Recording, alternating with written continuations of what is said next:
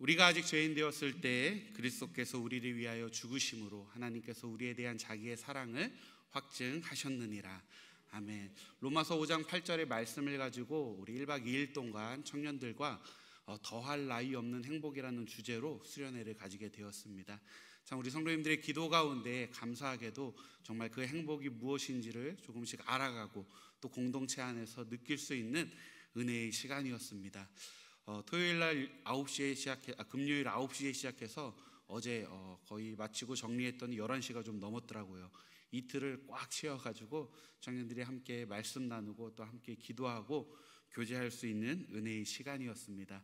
함께 기도해 주시고 또 많이 도와주셔서 감사드립니다. 우리가 어떤 이야기나 어떠한 상황, 사건을 볼 때 사람마다 보는 시각과 관점이 다릅니다. 그래서 그 문제에 대한 원인을 서로 다르게 느끼고 다르게 다가가기도 합니다.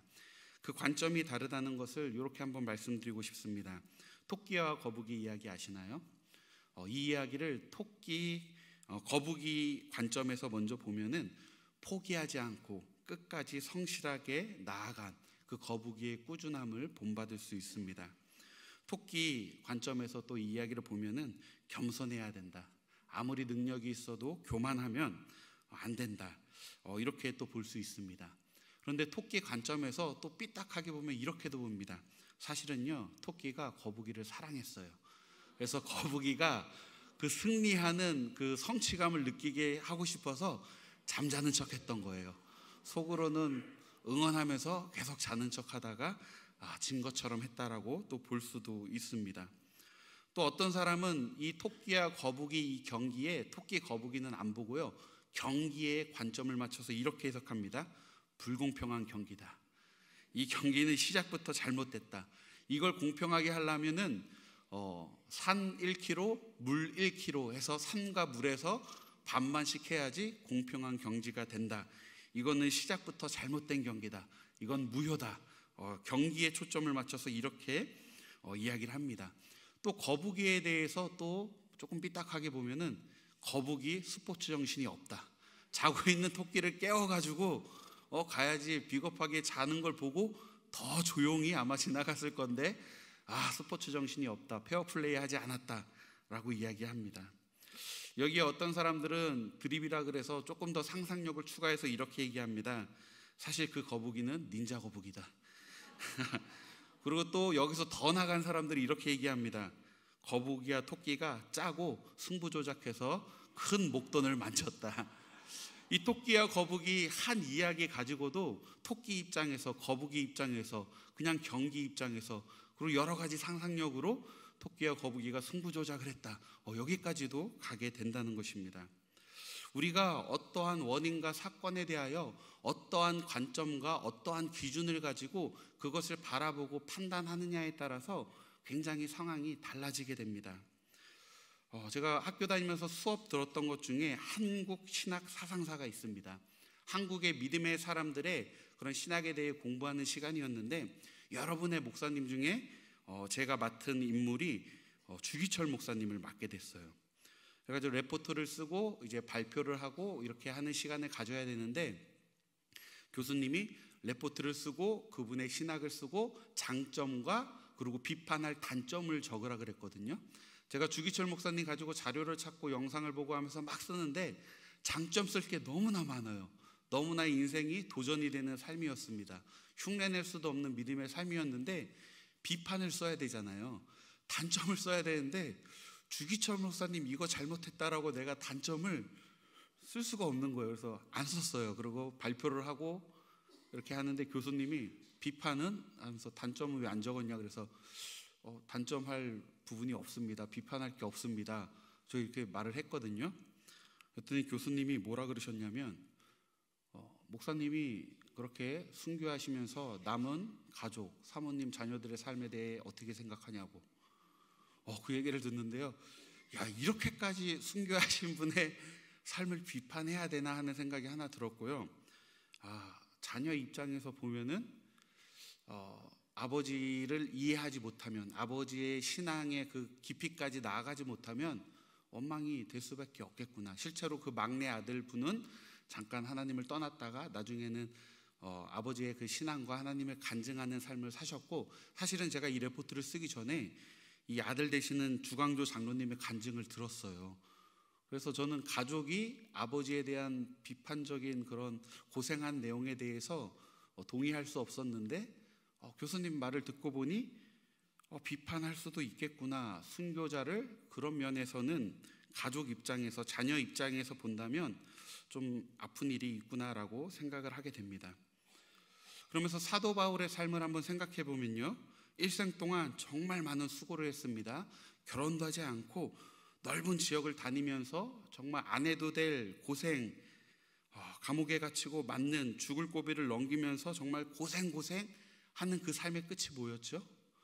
순교를 했어요. 그렇다면 바울의 인생은 성공입니까? 아니면 실패입니까? 여러분, 바울의 삶을 나는 바울처럼 살 거야, 고생하다가 순교할 거야, 마지막에 하나님이 그 로마 감옥에 있다가 석방을 시켜주시고 좀 좋은 곳에서 노후를 보내면서 서신서를 조금 더 쓰게 하시고 좀 편안한 그런 노후를 보내다가 하나님이 부르시면 우리도 바울과 같이 사명에 열심을 다하다가 바울과 같이 좀 노후를 잘 보내다가 하나님이 부르시면 좋겠다, 이런 생각을 할 텐데 아니죠. 예수님의 제자들을 볼 때도 다 순교를 했습니다. 가정을 이루었던 제자도 있는데, 그렇다면 그 제자들은 가정을 잘 돌봤을까? 그리스도의 관점에서 우리가 그 기준을 가지고 그들의 삶을 보지 않으면요, 그들의 삶은 망한 삶이에요.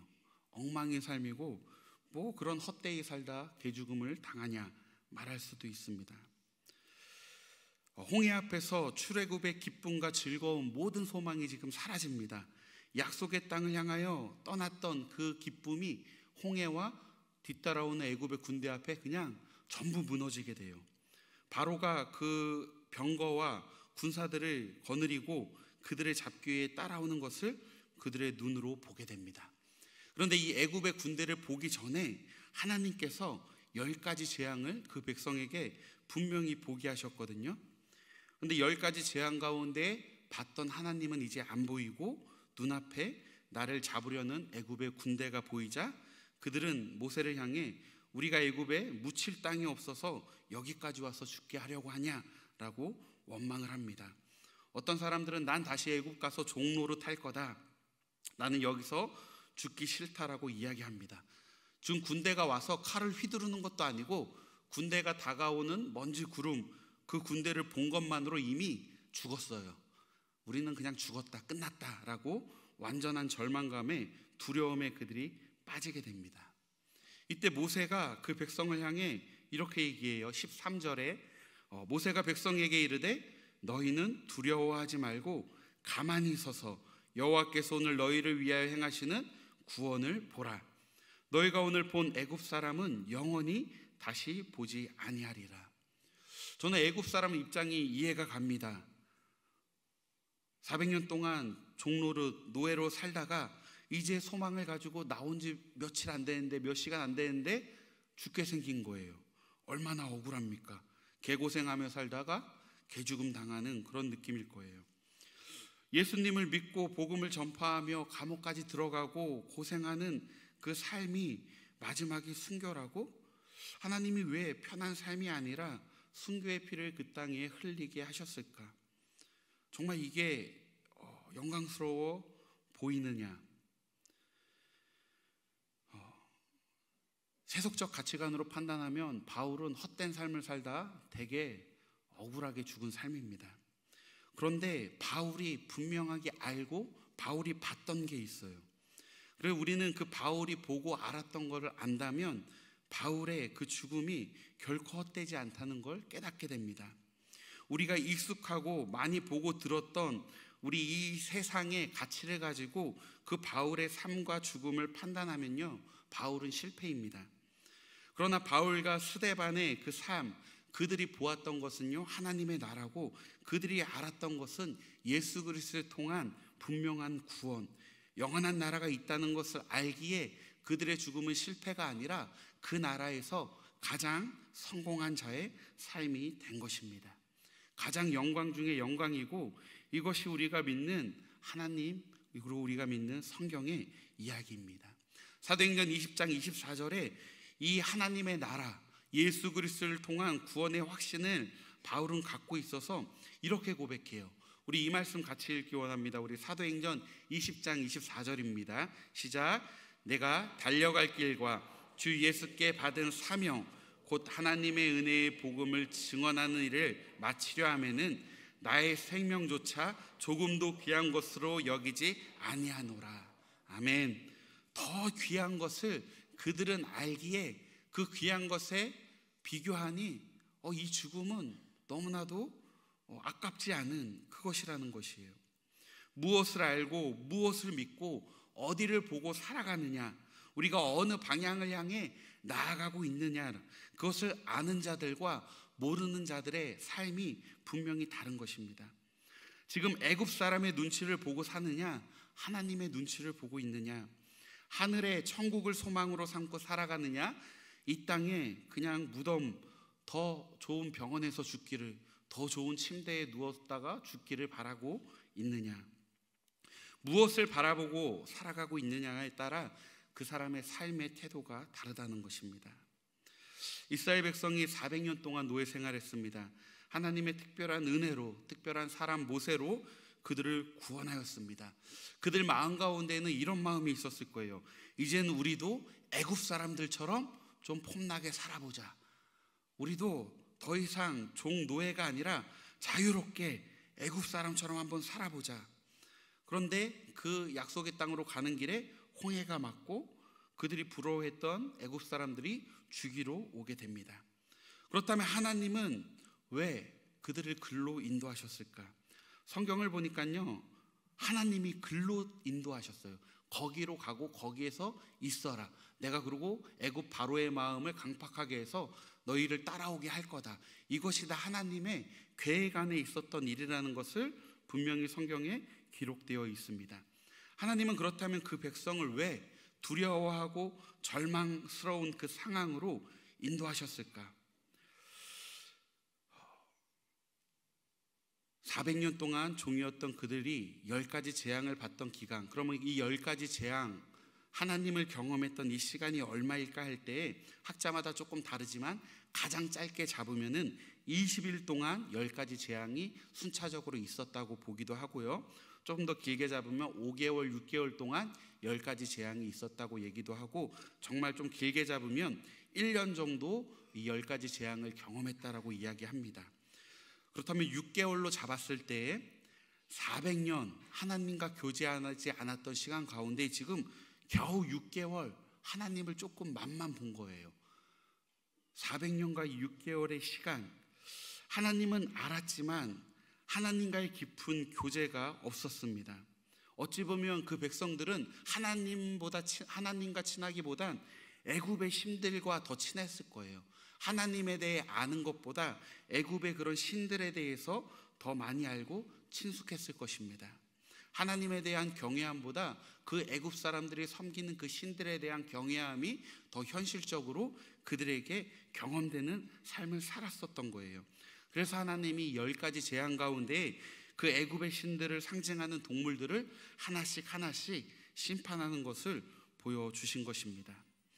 하나님을 아직 온전히 보지 못하고 있습니다. 아브라함의 혈통으로 그 관계는 있었으나 하나님과의 교제, 하나님을 직접 경험한 그 은혜의 시간들이 너무 짧았다는 거예요. 하나님이 보게 하신 그 10가지 재앙과 심판을 보면서 들었던 예수님이 정말 계시구나, 아버지 할아버지부터 이야기했던 우리의 하나님이 정말 계시는구나라고 알게 되었지만 아직 그분에 대한 신뢰가 온전하지 않은 상황입니다. 그들은 애굽보다 편한 삶, 애굽보다 좋은 것, 애굽보다 좀 더 편안하고 좋은 것들이 보장된 그곳으로 인도할 신이라면 하나님 말고 다른 신도 아마 선택했을 거예요. 아직 하나님과의 온전한 암과 교제가 그 백성 가운데 없었다는 것입니다. 하나님을 볼 수 있어야 되고 그분을 신뢰할 수 있어야 되는데 아직 그 백성들 가운데에는 하나님에 대하여 그 정도까지, 오직 모세만이 그 하나님을 온전히 경험하였고 알았고 그 음성을 들었고 온전히 바라볼 수 있는 믿음이, 그 깨어 있었음이 있었습니다. 우리가 망원경 같은 걸 볼 때 초점을 맞춰야 됩니다. 그러면 안경에 돌리는 부분 렌즈를 막 돌리면서 뚜렷하게 보일 때까지 이리저리 막 움직여 보잖아요. 이런 과정, 하나님을 뚜렷이 보기 위한 초점을 맞추는 이런 과정이 있어야 되는데, 이 과정을 지금 모세만이 온전히 경험하여서 하나님을 온전히 바라보고 있었고 하나님의 음성을 들을 수 있었고 하나님께 기도하며 그 능력에 대하여 신뢰하고 있었다는 것입니다. 아직 그 백성이 그렇지 못하기에 하나님이 홍해로 인도하셨고 애굽의 바로를 움직이셨고 그 후에 광야의 길 40년의 시간을 그 땅에 있으면서 하나님과 교제하는, 하나님 없이는 우리가 살아갈 수 없는 존재라는 것을 인정하는 시간을 그들로 하여금 갖게 하십니다. 하나님의 그 주권 가운데로 그 백성이 완전히 신뢰하고 들어가는 시간이 필요했다는 것이에요. 그것이 가능했던 모세가 오늘 말합니다. 하나님의 구원을 봐라. 너희는 가만히 있어서 하나님의 구원을 봐라. 지금 너네가 보고 있는 이 애굽 사람들을 영원히 보지 못할 거다. 너희를 위해 싸우시는 하나님을 좀 봐라. 너희는 가만히 있어라. 하나님을 싸우시고 하나님이 구원하실 것이다. 그 백성이 하나님을 알지 못하니까 하나님에 대한 기대가 없는 거예요. 기대가 없으니 하나님을 향하여 구하는 것이 그냥 원망뿐이고 형식적인 간구뿐입니다. 하나님을 그들이 정말 알고 경외하고 그분을 신뢰하였다라면 그 10가지 재앙을 통하여 알게 된 그 하나님에 대하여 정말 신뢰했다라면 그 상황 가운데 모세와 같이 하나님의 구원을 바라고 하나님이 나를 대신해 싸우실 것을 볼 수 있어야 되는데, 아직 그들 안에 부서지지 못하고 사라지지 않은 애굽 안에서의 노예된 하나님 백성으로의 온전치 못함이 있었기 때문에 하나님이 이 10가지 재앙으로도 부서지지 않았던 그들 안에 그런 모습들을 다시 한번 그들이 가장 두려워하는 애굽의 군대를 홍해의 물로 쓸어버리시면서 너희들이 두려워할 것은 애굽의 바로와 군대가 아니다. 하나님 내가 너희와 함께 하고 있다라는 하나님께 소망을 두도록, 애굽이 그들의 삶의 소망이었고 꿈이었던 이 모든 것들을 다 부셔버리시고 이제는 하나님을 소망으로 두게 하시려는 그 일들을 지금 이 홍해 앞에서 하나님이 이루시는 것입니다. 여호와께서 너희를 위하여 싸우시리니 너희는 가만히 있을지어다. 우리가 이 가만히 있어라 이 말씀을 보면은 느낌이 아무것도 안 하고 그냥 무기력하게 있는 그런 느낌으로 받아들일 수 있는데, 원어의 의미를 살려서 번역하면은 가만히 서서라는 이 문장은요, 자기 자신을 굳게 세우고 있어라는 뜻입니다. 스스로 두려운 상태에 빠져서 자포자기하고 포기하고 무기력하게 있는 것이 아니라 가만히 쓴다는 것은 내 스스로를 굳게 한번 세우는, 한번 하나님이 어떻게 하실지 보겠다라는 믿음의 태도로 이야기합니다. 불평하며 두려워하며 꿍시렁거리는 것이 아니라 굳게 서서 하나님을 바라보면서 하나님의 역사를 적극적으로 기다리는 믿음의 태도가 가만히 서서라는 거예요.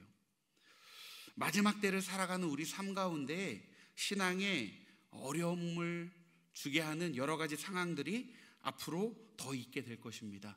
제가 저주하는 것이 아니라 말씀의 마지막 때에 일어날 일들이 우리 눈앞에 일어나게 될 때, 또 우리 삶 가운데 사단이 우리를 흔들려고 했을 때 우리가 가만히 서서 하나님의 구원과 하나님의 싸우심을 봐야 되는데, 가만히 쓴다는 것은 아까도 얘기했듯이 아무것도 안 하는 게 아니에요. 손 놓고 하나님 알아서 하세요, 난 몰라요, 알아서 하세요, 이게 아니라 하나님이 구원하실 거다, 하나님이 싸우실 거다, 이 믿음과 소망을 가지고 굳게 서가지고 내가 있어야 할 그 자리에 서 있는다는 거예요. 오늘 제가 이 말씀을 묵상하면서 청년부 수련회를 하는데 저녁 10시가 됐는데 있어야 될 그 청년이 안 보이는 거예요. 그래서 보니까 이제 야근을 10시 넘어서까지 해가지고 어제 저녁 집회에 못 온 거예요. 이렇게 앞에서 설교하다 보면은 이렇게 성도님들이 앉아 계신, 가만히 서서 지키셔야 할 그 자리가 있는데 그 자리에 안 계시면은 걱정이 됩니다. 저분이 저기 서서 계셔야 되는데, 거기서 굳게 서서 하나님의 싸움과 구원을 보셔야 되는데 그런 마음이 교육자로서 좀 들게 됩니다. 우리가 가장 먼저 가만히 서서 믿음을 지키고 있어야 될 자리가 어디냐 할 때 가장 먼저 우리 예배의 자리인 줄 믿습니다. 오늘 이 예배의 자리에서 하나님의 구원하심을, 하나님의 그 싸우심의 승리의 소식을, 하나님이 어떤 분이신지를 이 자리에서 서서 듣고 하나님을 경험하고 신뢰하면서 또 그 믿음을 가지고 삶의 자리에서 동일한 하나님을 경험할 수 있어야 됩니다. 하나님은 지금 그 과정을, 하나님께 초점을 맞추는 그 과정을 지금 이 홍해 앞에서 그 백성들 가운데 행하고 계신 것입니다. 하나님이 주시는 그 새로운 힘과 소망으로 일어나서 버티고 문제를 돌파하고 뛰어넘는 하나님의 싸우심과 구원을 경험하여서 다른 문제 앞에서 이번에도 하나님이 나를 대신해 싸우실 것이고 이번에도 하나님이 나를 구원하실 거라는 믿음을 가지고 하나님이 하시는 걸 내가 보겠다라는, 그렇게 굳게 서서 하나님을 신뢰할 수 있는 저와 성도님들이 되기를 주의 이름으로 축복합니다. 우리 안에 애국과 같이, 바로의 군대와 같이 우리를 지속적이고 반복적으로 두려움에 빠지게 하는 것, 그리고 우리로 하여금 하나님의 나라, 성경의 가치보다 더 부럽게 하는 그러한 것들이 있을 거예요.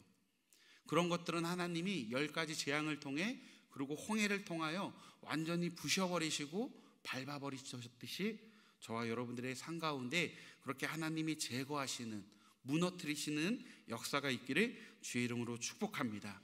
14절에 여호와께서 너희를 위해 싸우시리니 너희는 가만히 있을지어다.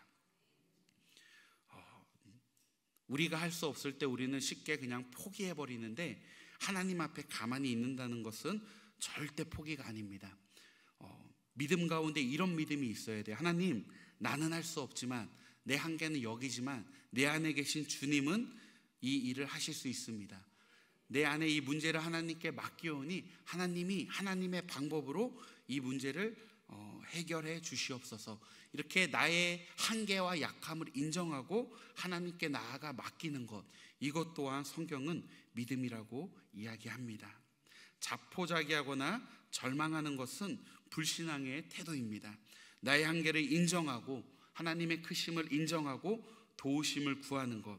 오늘 그 백성들이 입으로 아무리 불평, 불망, 원망 소리를 질러도 애국 군대와의 싸움에서는 절대로 이길 수가 없습니다. 이 싸움의 승리의 키는 하나님께 있었습니다.